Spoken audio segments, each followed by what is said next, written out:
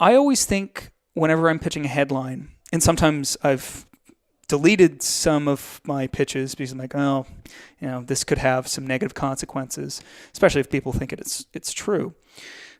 I always try to think, is my message really getting fully across? And do I have to lean on to either an old joke, even stereotype or not? I try to be a little more fresh with it to get that opinion across. So saying, yeah, let's entertain the people this way.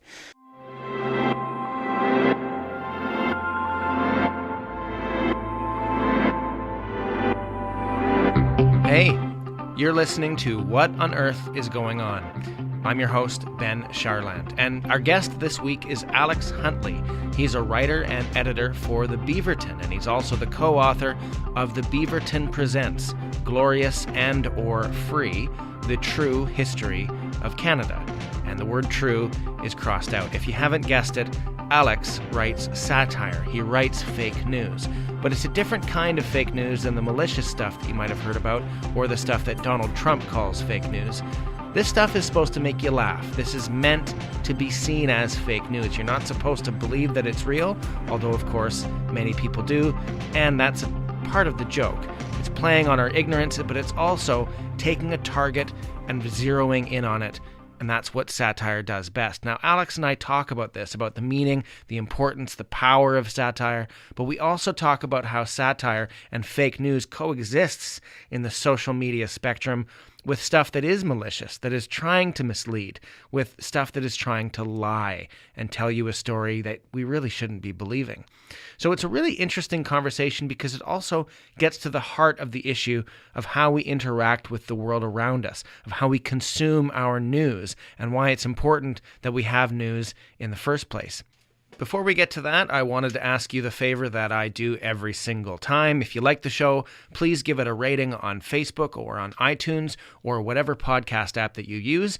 Please also spread the word. Tell your friends and family about the show. Get them to listen to it. And of course, as always, let me know what you think of the show. You can go to the website, wogopodcast.com. That's WOEGO podcast.com, and there you can find links to social media or an email address for me, which is wogopodcast@gmail.com, and you can find episodes all the way from the beginning until now. Take a listen, give me your feedback, let me know what you think, and let me know who you'd like to see on this show. Anyways, without further ado, here is Alex Huntley. All right, Alex Huntley, welcome to the program. Well, thanks for having me. Thanks so much for coming. Yeah, it's a pleasure. So you're a writer and senior editor at the, editor and senior writer. Yes. I just said that right before we started. Yes, exactly. I'm very old. You're a senior writer, senior citizen, senior editor, everything. Yep. At the Beaverton. I'm excited to have you. There's a lot that I want to talk with you about, whether it's satire or history, Canadian history, and your book, which is called Glorious and or Free. The True History of Canada. The True History of Canada with true crossed out. The Beaverton, for those who don't know, is a overtly fake news organization. And actually something you've said before, which was interesting, is that, it's a way to actually combat problematic fake news, right? Yep. By being explicitly so. But before we talk about all that stuff, of course, you've got the first question, which is, as always, Alex, what on earth is going on? A lot of fun and disturbing things at the same time, which I'm trying to make things so much more entertaining as we glide around in the orbit of this world before it blows up or before we all die. So let's have some fun before we die. It's like George Carlin said that if you're born in these days, you get a ticket to the circus, and if you're born in America, you get a front row seat. So I assume then if you're born in Canada, you're just one row behind. And you're polite about it, but in the back of your mind, you're a little passive aggressive about it. Just like, ugh. You wish you were in the front. Yeah, exactly. But to the end of the world. Yeah, exactly. To the crazy circus. In fact, more of it's an American comparison whatsoever. Whenever Canadians we're always like, if we come second last in any kind of ranking, like anything like happiness or everything, it's like, so long as we beat the Americans, we'll be proud about it.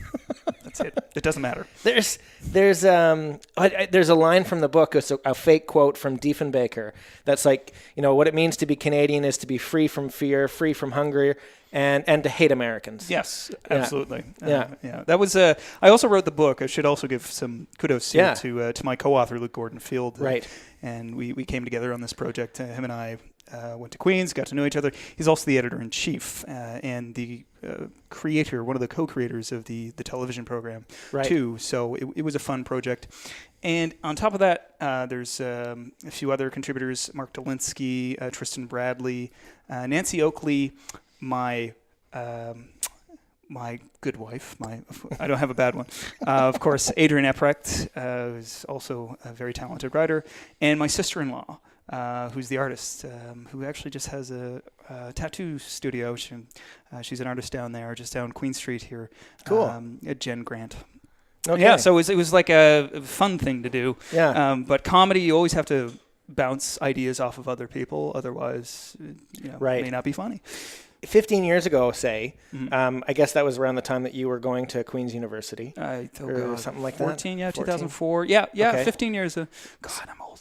So if you were to go back to that time, would you be surprised that you were doing comedy, or does this seem like a natural fit for you at that time? Oh, yeah, I'd be very surprised. I thought originally when I was going to university, I was going to be a lawyer or, diplomat or what have you. And, I like intensity. I'm a pretty intense guy, especially in class.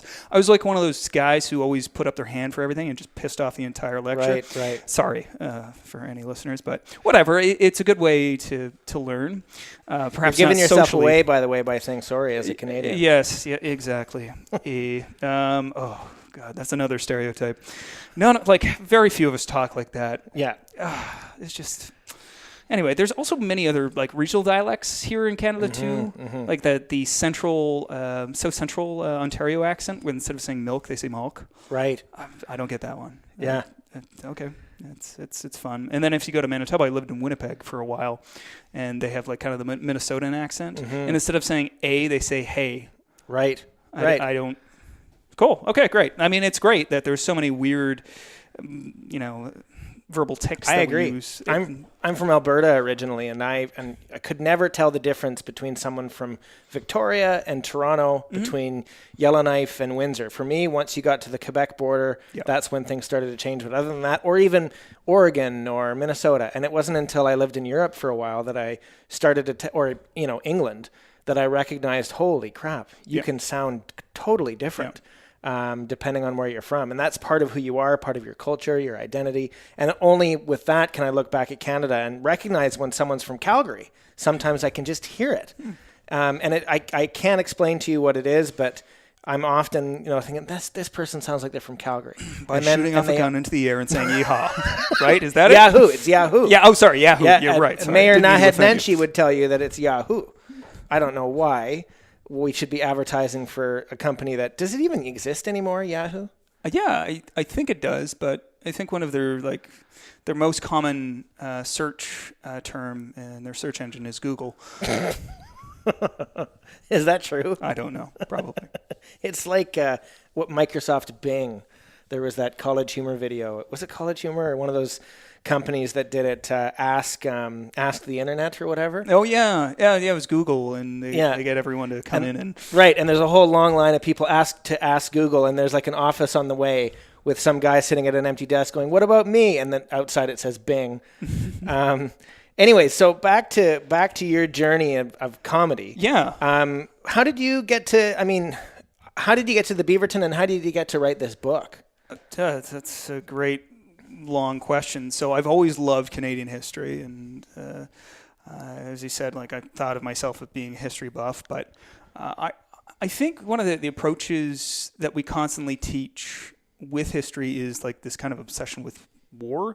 And as Canadians, we do have a lot of strong military heritage, blah, blah, blah, but for the most part, we weren't really founded over war, and there's so many other elements of Canadian history that we're missing out on. And I was kind of stuck in that kind of trap for a bit. How many bullets were fired at the it kind of, at the end of the day, a little pointless to get into that amount of detail. Yeah. And then I started thinking more critically of history. And one of my inspirations for the book was Our Dumb Century by The Onion. They released that in 1999. And it was fantastic, old newspaper motif and a lot of the jokes, but a lot of them were inside jokes. And I feel that our approach with Canadian history has always been, well, it's boring, so therefore don't study it. And that gives us an excuse just to completely avoid it and look at all the controversy, look at all the problems associated with telling our national tales and myths. So I'm studying all of this fun stuff in university. I did my master's in public administration, so I thought I was going to be a government bureaucrat, a policy analyst. And you were for 5 years. And I was for 5.5 years. I got hired, and when I moved to Winnipeg, which was my first stay, for 2 years, I was a public health officer on rotation for every 2 years. I saw this really dark article posted by my friend Luke, and it was kind of disturbing but kind of funny. And so much so that I asked my friend Luke, who I knew who had this connection with the group, he was writing for it, and I begged him, I'd really like to write for this publication because it's not just your standard Canadian haha, jokes about accents. And sometimes those are funny, but I often find that Canadian satire doesn't take those risks or talk about those sensitive topics that we should be talking about. We don't think that is within the category of humor or satire, which is a bit odd, or we just kind of lightly poke at it and don't move on. So I asked him, hey, I really want to write for this publication. I think it's great. And at first he was skeptical. He was like, oh, okay, just pitch us 10 headlines and we'll see what happens. Like, okay, fine, that's great, I love it. Pitch him 10 headlines to pass, which is like our standard because you can't pass all of them. In fact, I was expecting not to have any of them pass because I'm like, I'm so self-conscious. It's terrible. And then I got in, and then I started writing, and my first article was historic about French reinforcements arriving to the Plains of Abraham 253 years late. Right. And they were showing up and with their muskets and looking all confused, and silliness ensued.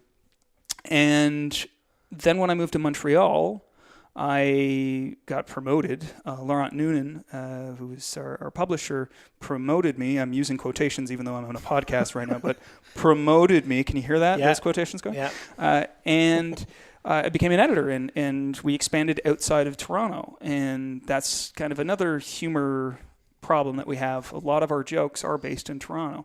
And I'm sure it's still really funny to Torontonians, but it's not funny for everyone kind of on the outside and the periphery.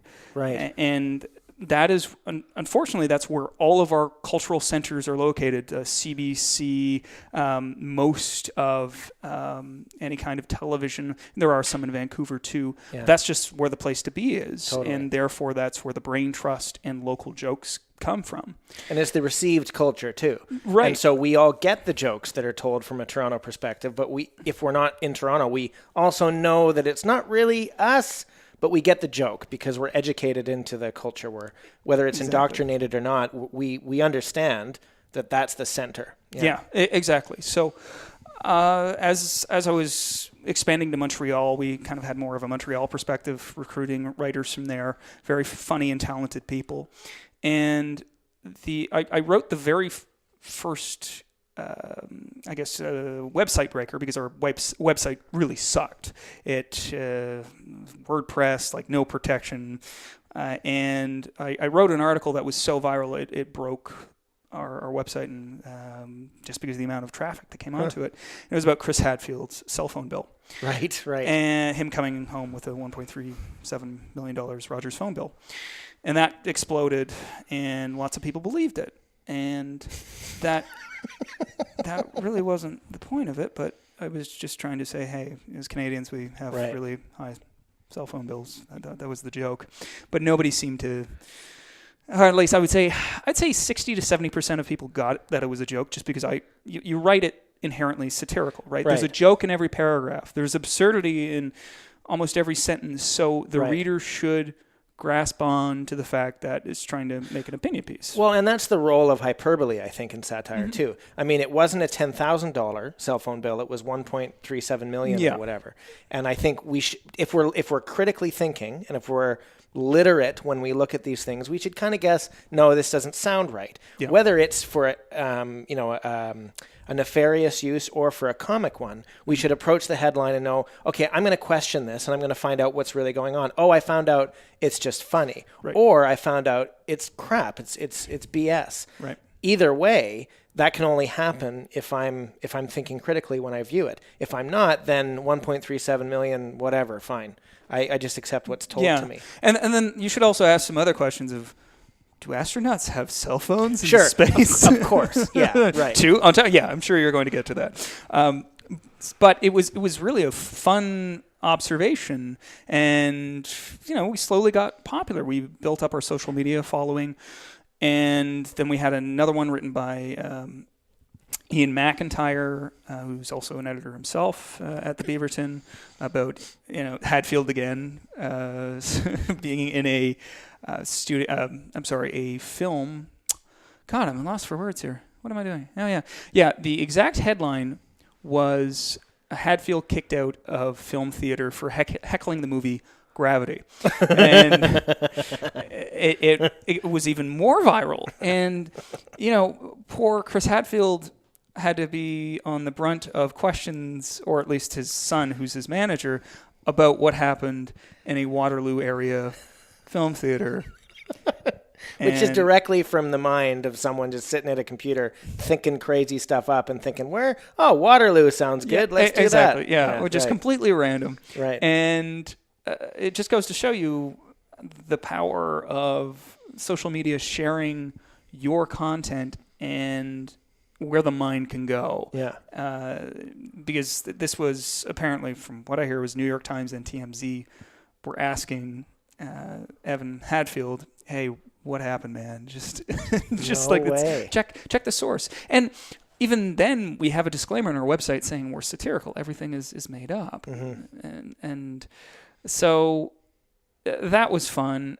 And this is when I started thinking, like, let's do a Canadian history book. Let's actually think about reviewing our nation's stories from more of a critical eye. Right. And make it funny, but also make it dark, because there was obviously a lot of racism, discrimination, genocide, all sorts of bad stuff.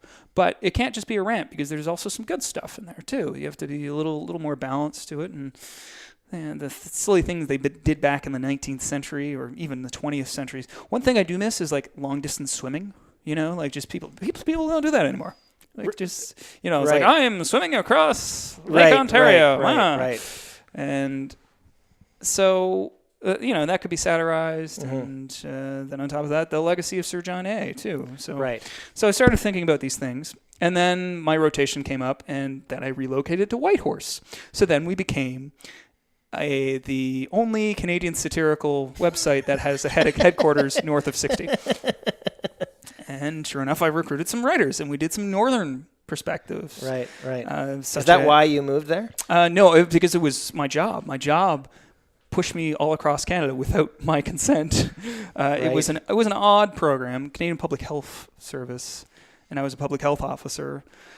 And it also gave me some insight while working for the bureaucracy of how absurd it was. Okay. And this is also during the Phoenix pay system fiasco, just when it started. And I'm still phoenixed, by the way. I was both overpaid and underpaid, if you can imagine that. Wow. And report, Canadian government doesn't need a U.S.-style shutdown to stop paying public servants when it already has the Phoenix pay system. Yes. That was something you wrote. That was me, and it's true. And right now you have so many furloughed U.S. employees who are working. Eventually they will be paid. But and here we are, smug Canadians being like, oh, yeah, look how dysfunctional their government. We got our software program to do that. Thanks, IBM. and that's what it is. It's this odd Canadian superiority complex, and that's what I want to do with my writing is engage that contradiction. It does inform a lot of the articles I read that you've written. Are informed by this sense of this smug Canadian superiority, which is funny because it's contrasted to what I grew up with, which was thinking that Canada had an inferiority complex. But I think the pendulum has swung too far the other way. There's this culture in Canada that, we're not American. And I don't know if that's caused by things south of the border or if it's just, the way that our culture has evolved. And of course, this is a massive generalization. But it is an important kind of thing that's happening in Canadian culture. Yeah, absolutely. At the same time, I think it really depends on where you look. There is a superiority complex, but then there's also an inferiority complex too, especially when it comes to culture. Well, they're interrelated. Yeah, and it's always based on the relationship between the United States and Canada, and that is just not a good comparison. Canadians should be looking more introspectively into what their values are rather than saying, we have a better healthcare system. Well, and perhaps comparing ourselves to ourselves, comparing our country to what it was 15 years ago or 100 years ago, or to what it could be, to the vision for Canada as well. But there's a question I wanted to ask you before we get too far along, though. You mentioned that you were asked to write 10 headlines. Mm-hmm. How did you, it's a question that a lot of people have about comedy writers and comics. Mm-hmm. How did you come up with 10 headlines? Did it just kind of flow out, or did you have to bang your head against the wall? How did that work for you?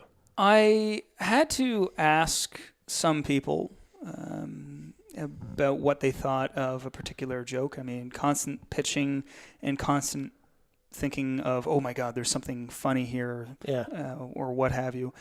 And it took a while. It took a few weeks. And this is the same way we accept or decline writers to this very day, saying, is this high quality enough? Is this something new? And have we already done this joke? And that's the big problem. So even though a lot of people can write like the Beaverton or the Onion, we've already covered that topic, or this was the better thing. So you have to think of something a little more evergreen that does touch on some Canadian themes. It can also be other things too, but we prefer Canadian content. And a lot of people will laugh and share it and saying, oh, that's a great point. I think the other headline that passed, in addition to the French reinforcements one, was "Study Winnipeg Still Exists." And I lived in Winnipeg at the time, so I'm like, this is perfect. And that was the other one. So there was another one that I saw that I think it was yours, German. This is the German couple that's been stuck in Winnipeg Transit for the last 3 years. Oh, no, Winnipeg Transit. It was the underground. At Portage de Main, because you can't cross the Portage de Main, right? Which is absurd. And because I lived also downtown in the Exchange District, and for the life of me, I couldn't figure out how to get in the underground. There's these barriers here. I'm like, God, this is a huge intersection. I have to go all the way up the street just across and then come back down. It makes no sense. Yeah. But once you get into the underground, it's a huge complex web of tunnels. You go to a library, and I think it's their main goal is to stay out of the cold. But I'm getting lost here, and I want to go to work, but I end up at the bay. Right. It makes no sense. And there's no direction to. I think it's just some type of natural honing device you have to develop for all Winnipeggers knowing where they're going in the underground. Yeah. I don't know. It's interesting when we're talking about satire, and I spent some time thinking about this before this conversation, and it struck me that there's really three things that really get me when I read a headline or watch a video by the Beaverton or by the Onion or whatever that strike me particularly. One is when it's like an ouch moment. So Jagmeet Singh doesn't know how to respond to the question, what would you do as prime minister? I'm not sure how that goes, which is essentially saying you're never going to be prime minister, not in your wildest dreams. Mm-hmm. And it's an ouch moment when that's funny. And there's a certain kind of, I'm laughing and the teacher's watching me humor with that, right? There's another humor or sense of humor that strikes me, which is when I feel like I could have written it because it's happened to me so many times. So this is the one. Backpack designers add separate compartment for the rotting fruit you've forgotten about. Perfect. That happens to me all the time, and it feels like, yes, I've thought about that so many times. And then there's the third kind, and these can all happen together, which is when it forces me to imagine a situation that's ridiculous. But it's the imagining of the situation that strikes me as funny. And my example with this one is not the Beaverton, it's the Onion. And it's a video that I've shown people a million times. It's where a kid gets a gift from the Make-A-Wish Foundation. I don't know if you've seen this. And he asks for unlimited wishes. And so, of course, he bankrupts the Make-A-Wish Foundation with all his crazy wishes that they have to contractually oblige. And I'm laughing now because the reason, again, that's funny, it is taking a dig at the Make-A-Wish Foundation, but that's not so much it. Not really. It's nothing that I've thought about before. It's just this ridiculous situation, and the video shows the kid like playing lightsaber with Darth Vader and getting baseball players to hand him, signed baseballs and stuff, and it's the imagination of it that's important. For me, those are the three things. But I mean, I'm not a satire writer. I've never done this. For you, what are the things that you're aiming for to not just to create another kind of funny headline, but to really make someone laugh? Like, I know you might not think of it this way, but if you had to, what are the things that you're trying to elicit in your reader or your viewer or your audience? I always thought that there's a difference between satire and humor. I mean, satire is a type of humor, but when we're specifically talking about it, I always felt that the definition was you have an opinion and you want to get that across in the most absurd and kind of unreasonable way. And I look at the roots at writers like Jonathan Swift, who was writing back in the 18th century, who was, in a very modest proposal, he said to the English people, his readers, the way to solve the famine in Ireland is, the Irish should just eat their babies. And some people thought it was real. They're like, oh my God. But he was making a very good point about how kind of convenient it is to be English at the time and inconvenient it is to be Irish. How we should actually do something to help out the Irish in their plight. And kind of a call to action. So in a way, satire can be a bit activist in nature. It can be saying, hey, we need to pay attention to this thing. If you want to go to The Onion always reposts that same article about gun violence. And they're being more of an activist tone with their satire. Most of my stuff, there is an opinion at the end of the day. Sometimes it's a little more activist than others. But I feel that is probably the most effective way in terms of satire and engagement.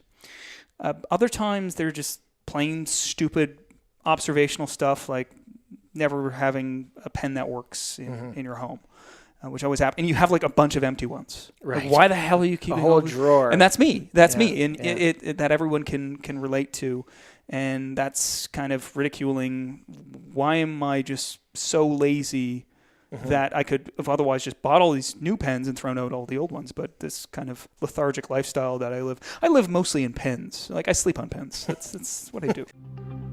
One thing that struck me in this conversation so far with Alex Huntley is just how much of his satire and sense of humor is informed by his own personal experience, whether that's just walking down the street or his work as a government bureaucrat. A lot of what he's talking about are stuff that he's really lived through. Now, coming up in this conversation, we're going to talk about what responsibility the satirist might have. What's the difference between punching up at your subject, making fun of power, and keeping power held to account, and punching down, taking advantage of stereotypes and minorities? And Alex has a very good grip on this, and he clearly finds it something that's important. Now, all of this revolves around something that he says, which I think is really important, and that is the reality we live in is like this because of history. And this is coming from someone who understands history, but also wants other people to understand it as well. And even if he does that through fake news articles or making fun of our history, nonetheless, we seem to be better off as a result of the work that he and the Beaverton are doing. Anyways, all that's coming up on this episode of What on Earth is Going On. Do you think that satire works best when it incorporates the observational side? I mean, I can't think of an example, but it seems to me that if I'm reading something that is clearly satirical, in other words, it has a target, whether it's activist or it's taking the piss out of something, But there's an element of it that is true to me when I read it, because they get something that I get, whether it's the rotten fruit in the backpack or a drawer full of empty pens that don't work anymore. I mean, does satire work best when it is merged with other forms of humor, or does it work best when it's doing precisely what it wants to do and it's economical and efficient in doing so? No, I think satire is an art, right? You can do whatever you want with it. Sometimes it's more successful than others. Sometimes it's funny and sometimes it's not. So there's no precise equation for it. Yeah. But I find the best material comes from what's going on around us today. And that's just kind of the Beaverton style. Sometimes there are abstract concepts and they're still funny. And that kind of sets us a little apart from The Onion, who do a mix of things, but sometimes they are more observational in nature with their headlines. And there's others too, like the Daily Mash. That is more political and more daily, especially what's going on in Britain. Daily Mash is British.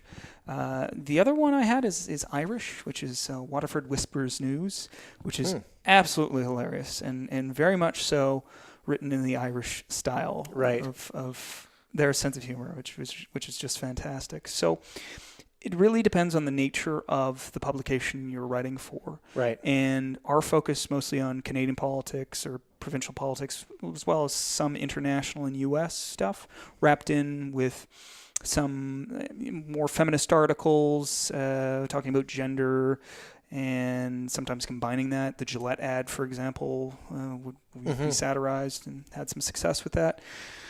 So what's going around you is the best thing that people, I think, can relate to.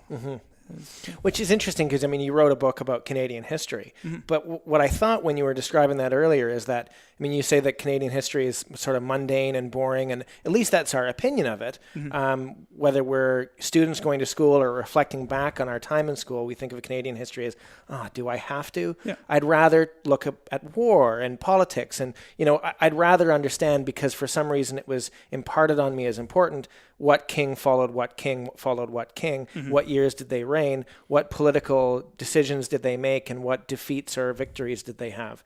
And that seems to be the Eurocentric context of history, which maybe is being broken out of a bit, but it's also easier to live in that sphere, right? Whereas Canadian history, I find when I'm reading Glorious and or Free, in a way, I think a lot of readers are probably coming to that book as Canadian history virgins, and this is their first take on it. And I also got the sense in reading the book, which is really like a pastiche of a lot of different headlines and news articles, even one from 4500 BC. There's a news article about the first peoples in Canada. And I get the sense in it, and partly I think it's because you guys are educated, thoughtful, reasonable people doing comedy. You're not trying to tear down the world, or if you are, you're trying to tear down the things that you find disagreeable.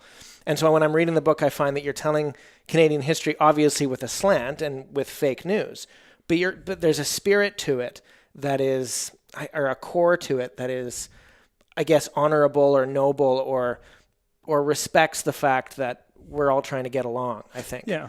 Does that ring true? Yeah, I think so. And I hope that the book Luke and I wrote engages Canadians to look up the stuff that they don't know. Right. Or the controversies that are associated with it. I've sharing some of the pieces from the book online. I had one on Vimy Ridge, which, it's almost been 2 years since the 100th anniversary. The celebrations to it was just absolutely great and big, and like, yay, we became a nation.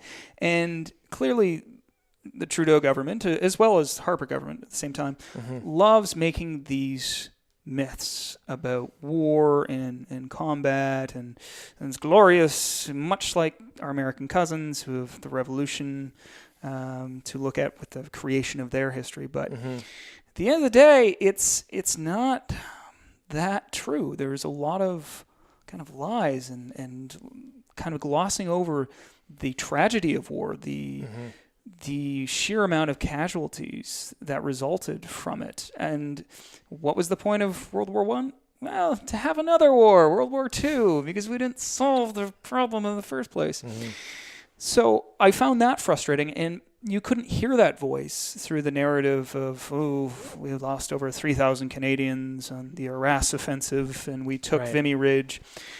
And yeah, it was a great accomplishment. That doesn't question the bravery of many Canadian soldiers. Absolutely. They fought well. It was well thought out plan and victory at the end of the day. But for what? Mm-hmm. There really wasn't much else, because next year the Germans just took it back. And the Canadians had transferred elsewhere. And I find that kind of military thinking, which I used to have, as somewhat dangerous when it comes to nationalism. Mm-hmm. There has to be pointed out that war is an awful thing. Conflict should be avoided, and we should avoid celebrating it. We shouldn't stop learning about it. Absolutely. I completely promote that. We shouldn't stop commemorating the war dead.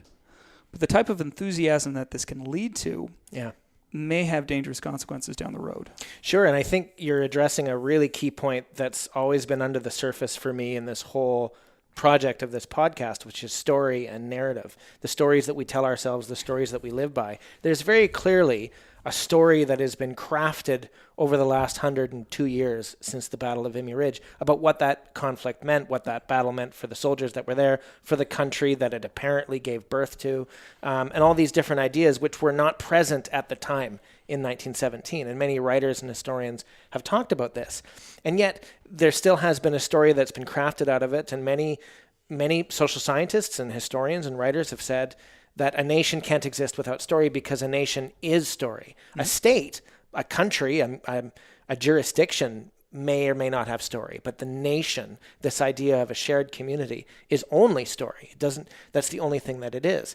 And you brought up this word nationalism, and I find that it's easy to question nationalism on the same lines as it is to question religion, right? I mean, you identify with other people who share the same geographic space as you. It sounds a little bit arbitrary. And the criticism of nationalism can be the same of religion, but it can also be the same defense, which is, you can't live without it. A lot of people have said, religion, may not be true, but you must have it because human beings will be immoral without it. And with nationalism, you can't have countries, you can't have these jurisdictions, you can't have cities and civilization without nationalism. So, I mean, how do you respond to that? Not just as a satirist, but as a student of history. Yeah, that's where the satire comes in, of the truth in between what actually happened and the various nationalistic people saying, this actually happened. And I find that it's not just restricted to war, it's our myths even about our healthcare system too. Right. Obviously, the experience of the Indigenous people in Canadian history, and the myth-making or glossing over that. Until recently, our country hasn't been really able to confront that past. Mm-hmm. But I'm seeing positive things, especially, good kudos to Historica Canada for having those heritage moments, which are deep and emotional, of survivors of residential schools saying, this is what happened to me. And this was done intentionally by the government. And I don't think the objective is to shame people. It is to say, this is the reality we live in because of history. And learning from that, we should make some changes, especially of how we treat each other and how we treat each group, and how we're more sensitive to certain things and cultural customs. But again, I don't want to be a huge downer here. Like, that this wasn't the purpose of the book. The purpose of the book was to go over history, have some laughs, share some tears, which I think is also important in history, and make people really think about the material that they kind of ignored in grade 10. You know how you always go up to Canadian history is up to World War II. Okay, 60 years of history you can learn by yourself. So long, kids. Right. That was it. Nobody knows what happens, but there was so much that happened 1945 to present day. We got a new constitution, FLQ crisis. Cold War, you know. Yeah, there's a lot of inside jokes in the book that reflect what readers will usually come to it with, Canadian readers with some understanding of Canadian history. For example, the behaviors that we have already, and that as you mentioned, that gap between what's real and what's the story or what's the myth. Sometimes they are one and the same, but often there's a gap, and that's where there's room not just for satire and comedy, but for writing, for journalism, for the humanities, for study, for universities to explore. And whether it's to bridge the gap, bring the two things together, or just to make fun of it, I think we all gain from that. But there's an elephant in the room with all of this talk, which is something that 3-4 years ago wouldn't be here. The elephant walked in 3-4 years ago. And of course, it's Donald Trump and fake news and this whole culture of questioning what's real and what's not. That this is a whole other conversation, and I don't necessarily want to go down that rabbit hole. But we do need to, I think we need to address it if we're talking about the role of, quote unquote, and I'm doing the air quotes now, fake news. Because we talked a lot about the ethical or the moral responsibility of humor, and I completely agree. I think that we almost need to laugh at ourselves in order to survive living with one another and living with ourselves, living with our own mistakes and prejudices and that gap between what's real and what's the story.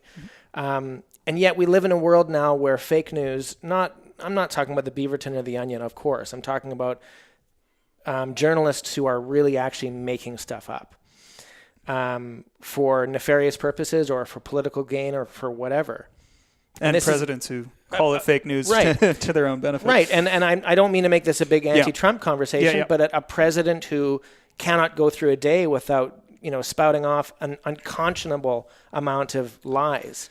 And so, I mean, I don't really know how to frame this question, but I think you know where I'm going. So I think in terms of fake news, Donald Trump didn't invent fake news. It's been around for a while, and like you can even say like Roman times, and Caesar Augustus saying this about his opponents, which were just completely made up. Actually, I think it was Mark Antony. I don't know. Anyway, it's been around for a while, and so too has fake journalism as well.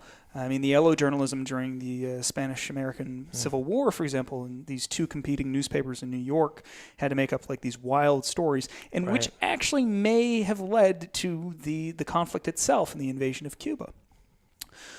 So I don't think that these are necessarily one person's fault that we can say, yes, this is when it started.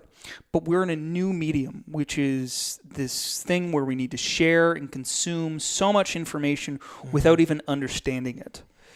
I think that is our brains on social media, on Twitter, on Facebook, on Instagram, whatever.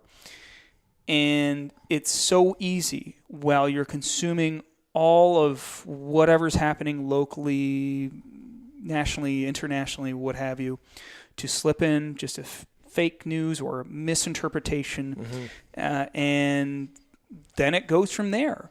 Plus, people who share news, fake news, aren't necessarily trained journalists, or they lack that kind of acumen to delve into the details and think, oh, that's not right. It's your grandma who's on Facebook saying, oh my God, I can't believe Justin Trudeau said this. And, that all of these, he's going to let in all these Muslims and it's going to be bad. And your bigoted old grandmother sharing this, but people think that's real.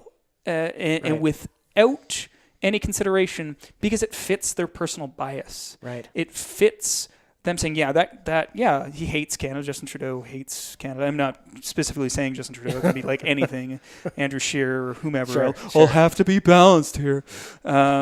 So I think people nowadays don't appreciate news as much as they used to because they don't want it challenging their worldview. Social media has just turned us into like this little box. Yeah. And if the information doesn't fit into that box, we don't process it. Yeah. And I'm not going to say or encourage people to delete their Facebook accounts because that's how my business works, which is the Beaverton.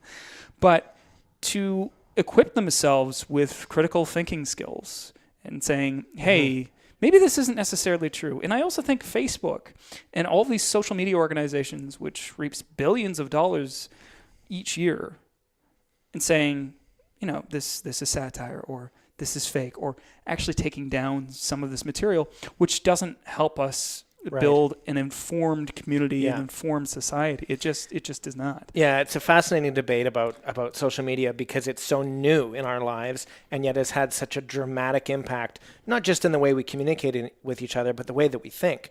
But before I go down that line, you mentioned Trudeau, and I just have to bring up a Beaverton article that you wrote. Oh, yes. I love it. It goes, Trudeau instructs Canadarm to extend middle finger every time it orbits over Alberta. I love that. That is from the book. That is the sample. I should have put Pierre Trudeau, but unfortunately, and that's actually a really good illustration because many people were sharing that on Reddit, we were sharing that on Facebook, thought it was Justin Trudeau, and we don't have the Canadarm anymore. That's a few. Let's delve into this article, right?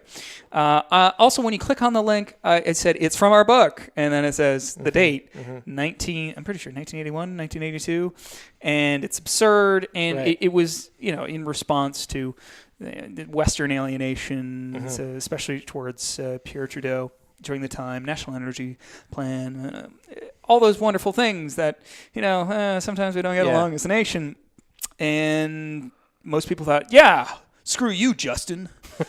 That's not what the article's about. Yeah. But I mean, sure, it certainly grasps onto that mentality. And it certainly reflects there's the Alberta separatism movement is back again, which is Yahoo. Sorry. But there's something that I wanted to bring up. That was more of just an aside, or a LOTC as they call it in comic terms. Irony poisoning. Have you ever heard of this before? Yes. It's a fascinating concept, and I've only learned about it recently in the New York Times, the Interpreter magazine. It's a weekly article and newsletter.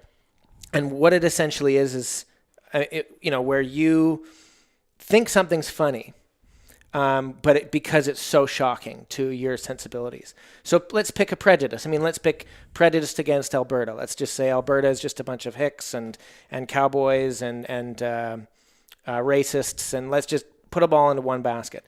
I'm going to laugh and joke about that every day for a long time, and I'm going to consume an immense amount of social media content about that. At some point, I have changed. At some point, that has started to actually become the way that I think and become the values that I hold without even me knowing it. And it explains a lot of the rise of whether it's white nationalism in the States or this kind of resurgent, whether it's racism or anti-immigrant culture, which just seems like it's coming out of nowhere. And a lot of scholars have pointed to 4chan and other internet sites as being this sort of breeding ground for these ideas to come back, where people first come in with a light and joking mindset, but over time they start to actually believe the stuff without knowing that transition has taken place. Now, I want to be careful. I'm not accusing the Beaverton or the Onion or anything like that of doing this, and I'm not saying by being a satirist you're committing irony poisoning or something. I'm not.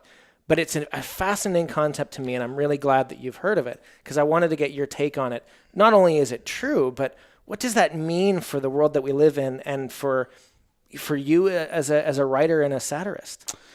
Yeah, I think it comes back to reaffirming that kind of bias, but the stereotypes have been used for so long, and they're still around. But I think what you're seeing in satire nowadays is a change, very strong change towards where is this joke landing? Are we using a stereotype? And how harmful is this stereotype? Like, are you punching up or down? Yeah, exactly. And that's what it comes down to is, am I being the jester in the court that's making fun of the king? Or am I like, hey, how many people you executed today? They screamed like girls. Ha ha ha. That's you want to be the first jester saying, hey, why'd you right? I'm going to make a joke. I'm going to lose my head in the process possibly. But those headless jesters did their job and saying, I'm making fun of the king. I'm making fun of people who have power. And that's, in my opinion, the very definition of satire is deconstructing it and saying much like a history book, who has been saying these historical narratives and why are they wrong, because it reaffirms that center of power, much like the debate we were having with Sir John A. Macdonald, whereas he's a powerful figure, we've always been told he's great. Now, once you hear more of an Indigenous perspective, even a French-Canadian Métis perspective, that's not so great. But that doesn't mean, completely hate the man, but just think more critically. I always think whenever I'm pitching a headline, and sometimes I've deleted some of my pitches because I'm like, this could have some negative consequences, especially if people think it's true. I always try to think, is my message really getting fully across? And do I have to lean on to either an old joke, even stereotype or not? I try to be a little more fresh with it to get that opinion across. So saying, let's entertain the people this way. So when I say, okay, yeah, we all vote together, we all have like the screening process. And with the Beaverton, we're a diverse organization. We have lots of people from different backgrounds. I think we're nearly 50-50 in terms of gender balance, which is nice. Not with the editors, but with the writers. And getting those bright satire writers in the same room as you, saying, this might come across as racist or sexist or homophobic or what have you. Now, not that I'm saying that's their duty to point that out. I think everyone should have the right filter, saying, I have consequences for the satire, right? Yeah. But having a diverse group of people in the room also improves your satire quite a bit, because then you can speak to that particular community, right?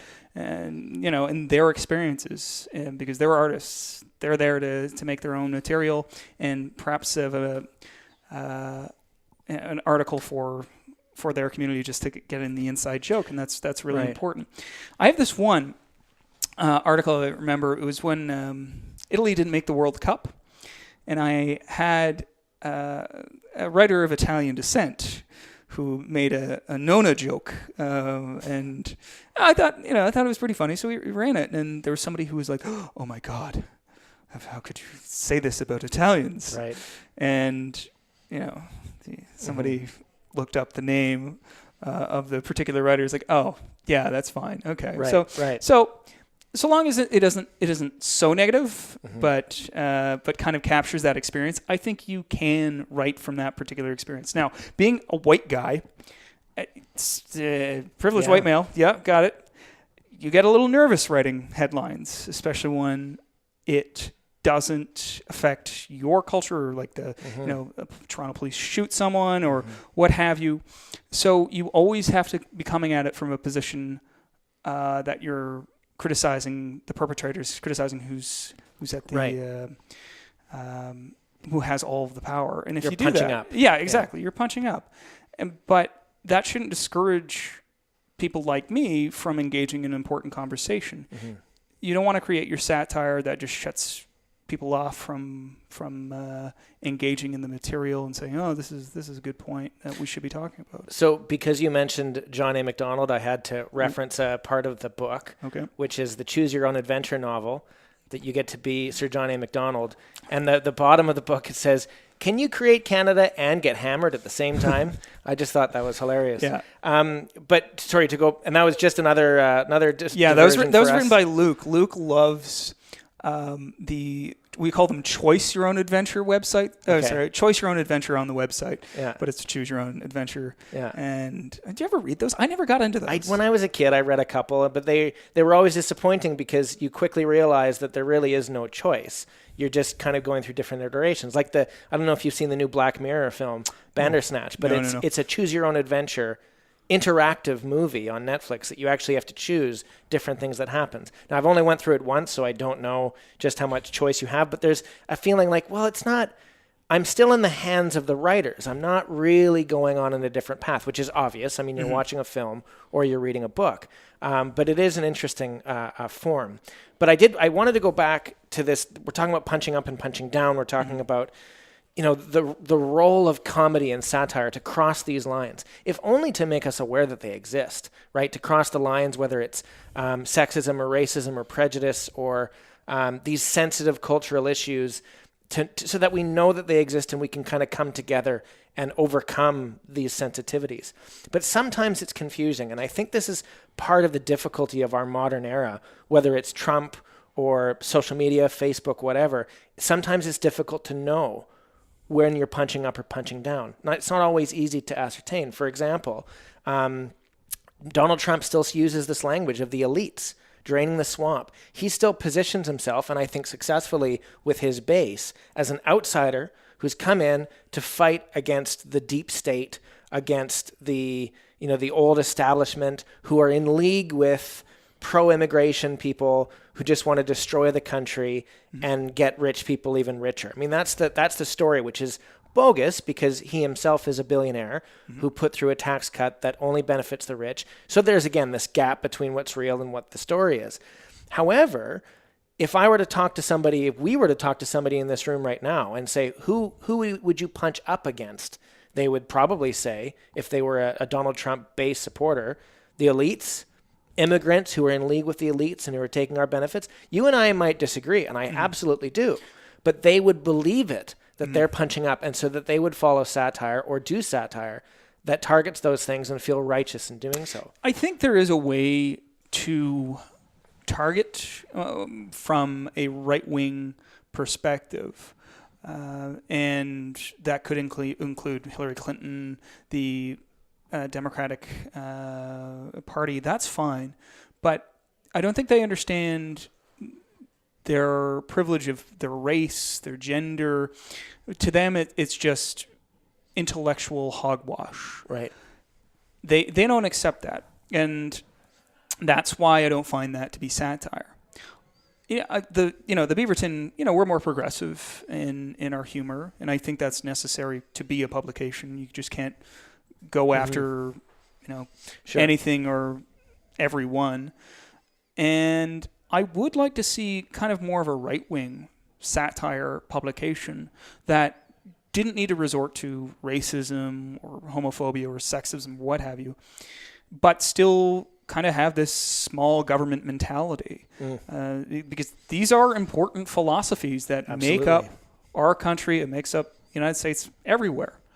But I think there is a belief that, especially with late night television, it's always liberal. You're always making these jokes about, it's always Donald Trump and blah, blah, but he's always doing stupid things in his defense. But I would say he's doing that deliberately. I think the only thing that he wants above all else is to stay at the front of the headline, to stay on the top of the newspaper, to be the first thing that CNN talks about. If he's done that, regardless of what he's done, he's won in his mind. And unfortunately, he's been proven right. I don't think there's any other way to explain the momentum or the velocity of his support, which is not tanked given all the crazy things. Well, please disagree. But I don't understand how you can explain that.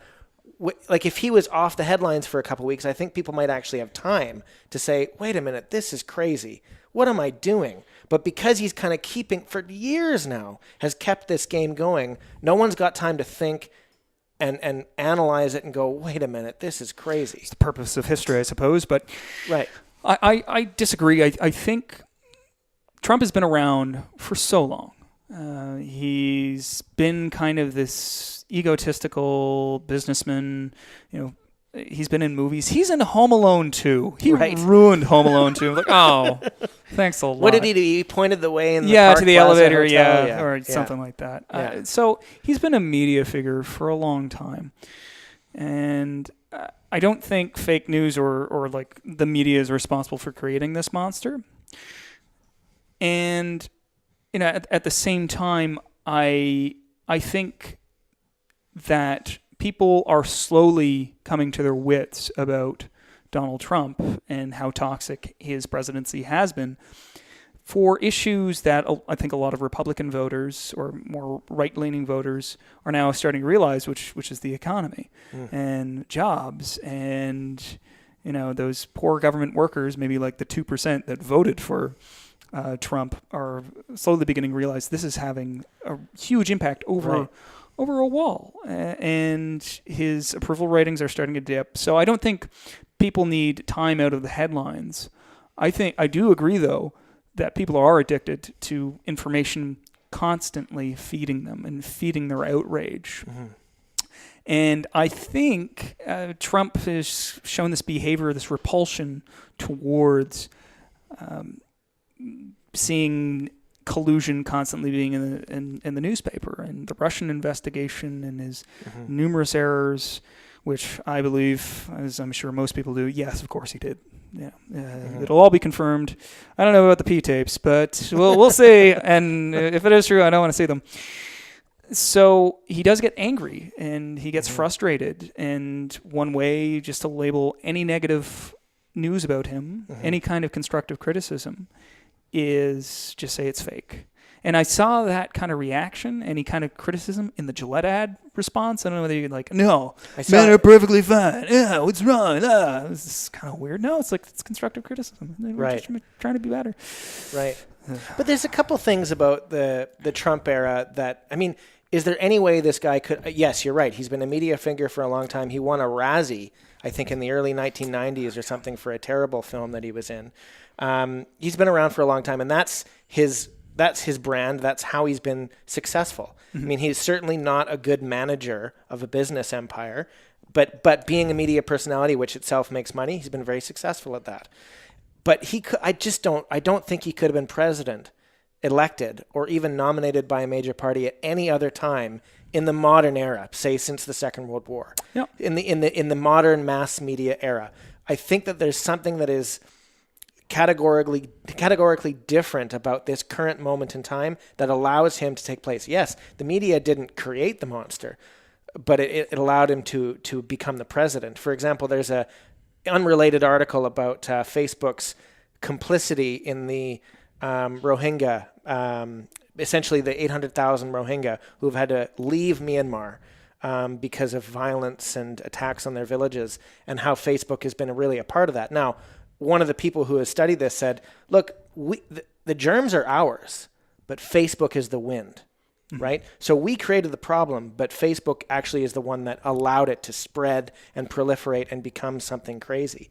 So going back to Donald Trump, there's something about the current paradigm of not only the media, but also polarization that allows him to be. So for example, if I know something about what someone believes, I can usually predict everything else that they believe on the political spectrum. Not everything, but most things. That wasn't true 15, 30, 45 years ago. Yeah, because we're all connected. Right, and we seem to have polarized so dramatically in this era, which allows someone like him to get away with having a 40% approval rating despite the insane things that he's said and done that are not even about partisanship, but just things that are against everything that is a democracy. And so I don't mean to start an argument, but I'm just asking, if it's not the media that allows this to be, then what is it? Or do you think that he could have occurred 15, 20 years ago? Yes and no. I mean, it really is fun to speculate, him beating Bush or Bush Senior or something like that. And he was a Democrat for a while. But I would definitely say that social media had a major role, but I can't excuse the fact that the current electoral college system within the United States just doesn't really fit the current reality. Right. And so he did lose the popular vote by 3 million, I think. So is it a perfect storm? I mean, we can think of what happened in 2016. It might have been, but I don't think we should exclusively fault social media when, in fact, it is the people. This is kind of a human element. Our pre-existing biases that we don't acknowledge. Yeah. We don't check ourselves. Gillette commercial people. Right. They don't think, hey, what's happening to me? And I'm pretty sure there's these fun people at Twitter and Facebook who look at people, and we're like a little gerbil on this sharing machine and liking and clicking. Yeah. That's it. God, those are the actual gods right there, seeing how this human behavior happens on social media. And there is some hope we're seeing a little more transparency come out. But I dare to speculate that one day governments will have to really regulate social media and information that you're sharing, because now we are finally realizing the consequences of lies and deception. Right. Well, and we're recognizing that these are not just businesses and fun platforms, that they are in fact utilities. That they perform a very similar function to a public utility. I mean, again, a cable news station or just a user of public airwaves 30 years ago, if it did something crazy, it would have its license revoked. Now, you can argue that that's censorship, but for most reasonable people living in the liberal democracy we would say, well, there are some things you just can't do in that format. You can have your crazy beliefs, but you can't spread them like this, because they lead to very, very dangerous outcomes, which we're now seeing. So, Alex, my last question to you, yes, which is, if you could talk to anybody else and have this same conversation, what on earth is going on? Who would you ask and why? You know, I'm going to have to say I would ask the rambling, what is it, the 16th Prime Minister? No, a little earlier, 12th? Mackenzie King. Right. Yeah. He would just go drone on and on about this, not really giving us much detail, very, very specific. Sorry, he would give us too much detail without any specific narrative, because I think that's the way it is right now. We don't know exactly what is going on, whether it be social media, whether it be a role of satire, but we have a lot of details, much like the way we consume information. We see it on TV. We just want more of it. We want more details, and more then we can't parse through all the details. There's so much. We want more. Which is much like how King governed. He was just like this detailed-oriented guy. He's a procrastinator. Didn't really want to go to war, but okay, fine if you force me. Didn't want to do conscription. Oh, okay, fine if you force me. Right. And these constant debates and conversations. So including debate by séance. Yes, exactly. That Ouija board is telling him what's going on. So, and that's our best hope. Talking to this old, somewhat neurotic séance guy who is going to maybe read your palm. I don't know, but he was so smart, and I would want him to take a look at what he did, because his device was a typewriter, right? Yeah. It wasn't a computer, and there are 20,000, 30,000 pages worth of his journals, all up in the archives, and this is how he thought. This is how he eventually would share his perspective, right up from the turn of the 20th century up until his death in 1950. It's all there, and we see what he was thinking and what he interpreted the events of the day. So I know it's a bit of a counterfactual, but what do you think he would say about our current predicament, or whatever we call it? Just like with the Trump and social media? Yeah, I guess so. There's that, but fake news and Canadian politics even. I mean, just the whole business of being alive today. I think he would say, well, there should be a regulatory body, regulation if necessary, but not necessarily. And good one. That was clever. Yes, there should be something, but maybe, if not, now I'm going to go talk to my dead mother about this. Right, yeah. I think I can't tell if you would find more value in the details he would give you, or just in the humor of hearing them give you the details. Yeah. I never thought of him as a humorous character, but obviously the seances and the Ouija board is one thing, but I never thought of him that way. He has become a humorous character, just so you know, but it's a genuine weirdness to him. And I'm pretty sure he was a minister before, Baptist, no, Presbyterian, something like that. He was a professor. He was very well accomplished. Yeah. But, weirdo. But that's why I love him. I seriously think the next CBC, if you're listening to this is my idea. Don't steal it. A miniseries, like Canadian history miniseries, should be on Mackenzie King, just because there is a lot of factual information, or at least facts according to him, And he's such a weird dude. Like this, walking on the streets of Ottawa downtown at night, talking to prostitutes. Do you think that if CBC or someone did this kind of miniseries, we would be able to do it in a proper, rigorous, and cutting style, or do you think it would be Canadianized and kind of, with a light touch and kind of funny, maybe with a studio audience, that very Canadian I'm hoping thing? For the former, but would expect the latter, much like there's the miniseries on the father of healthcare.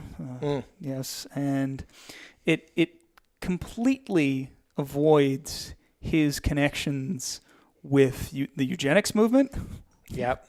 Yeah, Tommy Douglas. Thanks. Like, what's her name? One of the famous 5 women. God, yeah. We're both having the same. Yeah, night. we are. There's a statue of her in Calgary, holding a book. Anyways, I'm sure I'll remember it. And she had very horrific beliefs that if she were a politician today, she would be shamed into hiding. Yeah. But we celebrate. But this is. We're not going to go down this alley. But this is another conversation about people in history. Caravaggio, an incredible artist and painter in Italy during the post-Renaissance era, and yet he was a murderer and a thief and a villain who should have been in prison his entire life, and yet because he wasn't in prison, gave us some of the most incredible works of art of all time.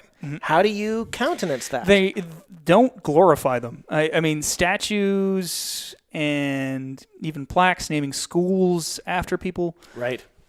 Don't do that.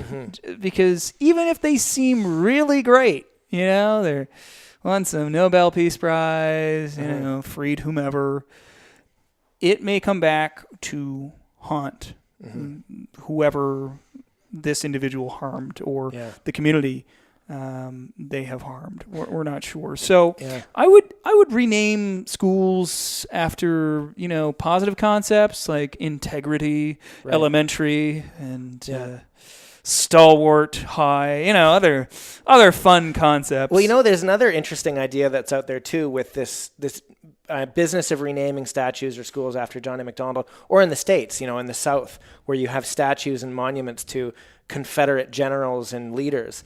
Some people have argued, look, don't rename them or tear them down. Create something new right next to them to give them context. Because we shouldn't be forgetting our history. We should be contextualizing it and providing a deeper understanding of it. So we should go to Richmond, Virginia, and see all the statues of these Confederate leaders. But we should see them maybe opposite, slave leaders or people of the time who were on the other side of the debate to contextualize. Yeah, that could be satirized. I would satirize that idea very much. So if just downtown in City Park, let's put right beside the Sir John A. statue, there will be the ghosts of residential school survivors pointing at him. There, that man. Yes. So it really depends. But I think what it comes down to, the people who live there should make those decisions because that's your community. Sure. And I know in Kingston we already have the debate. I don't know. Of the renaming thing? Yeah, or there was something on Queen's campus a few months ago about this, and I did want to address it on the podcast, but I couldn't find people who were, not just opinionated, but, worthy of their opinions, knowledgeable people to hash this out in a conversation, not a debate. But yes, it's come to Kingston. And it's going to happen to a lot of people, but I think there's a particular emphasis on Sir John A. just because many Indigenous groups are highly politicized now, and they're standing up for their sovereignty and for their peoples. So absolutely, this is a very important conversation that we need to have. And who knows, down the road, another individual may be picked up. Maybe even, that suffragette. Now that's bothering me, man. It's in the book. Or somebody else. Let's see now. Joseph Brant owned slaves. There's a lot of slave owners that we kind of overlooked. That named after Robinson, the Robinson family, which is United Empire Loyalist, which is from my area, Port Robinson. Slave owner. Yeah. They just brought all of their slaves. I think for the quote of the week, I'm going to have to remember this person's name and quote them at the end of this episode. Alex, this has been a really terrific conversation. Thank you so much for taking the time. It's my pleasure. Thanks for having me, Ben. Thank you. And for providing a lot of laughs, too. I love that idea of the statue pointing at... Maybe we should just do it for laughs. Why not? I don't know whether we're laughing at the right thing, man, but it's an option. I mean, that if you want to commemorate that way, go forth. Okay. Thanks, Alex. All right, thanks. All right, that's the show this week. To learn more about Alex Huntley, go to the website, wogopodcast.com. That's WOEGO podcast.com. Original music for this episode is created by Andrea Wetstein, and your quote of the week is from the person I promised you it would be from, despite my reservations, Nellie McClung. And the quote itself is something that I'm not too sure about. Nonetheless, here it is. Never explain, never retract, never apologize. Just get the thing done and let them howl. Does that remind you of anyone? Next week, we've got the renowned chemist on the program, Kathy Crudden. I'm looking forward to it. See you then.